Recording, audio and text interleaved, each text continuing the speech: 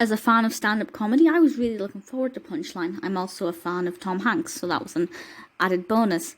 And this film is the perfect blend of comedy and seriousness. For the most part, it is a comedy, but it actually addresses some pretty serious stuff that I think can be very inspiring if you want to read that into the film. It was released in 1988, directed and written by David Seltzer, starring Tom Hanks and Sally Field.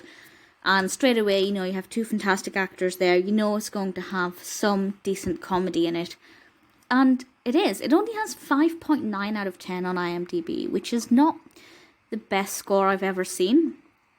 But it's not the worst score, but personally I just would have expected it to have been a little higher. And the description from IMDb is as follows. A medical school dropout and a housewife/mom try to make it as stand-up comedians. They become friends and help each other out at an NYC comedy club. So we have two people here who are at a crossroads in their life. We have medical school dropout, who is Stephen Gold, played by Tom Hanks. And of course the housewife and mother is Lilah, played by Sally Field. And they both go to this comedy club. And it's, it's amateurs and there's the potential competition. And they both just try their hand at comedy. And obviously, because this is a film, not everything goes to plan to begin with and they're facing troubles. They both have different approaches to how they find jokes, how they come up with material. But they end up spending time together and not just helping each other out with the comedy, but also helping each other figure out what they want to do in life, what they want to be, and where their priorities should be. Specifically looking after number one.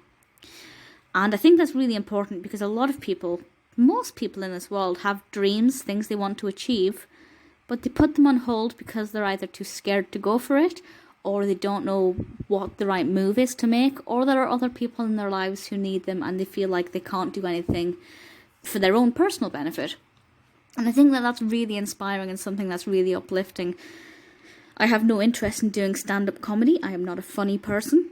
I'm funny in some ways, but not in a stand-up comedy kind of way. And I did find it motivating. I definitely did. As a stand-up comedy fan, I obviously enjoyed the aspect of that, but I didn't find the actual stand-up comedy funny. So if I'd been in a comedy club watching most of these people, it's not very funny. The film itself is quite entertaining and we do have some funny moments, but not when they're on the stage. I think it's the comedy itself is quite dated. Obviously no fault of the film because it was made in the 80s.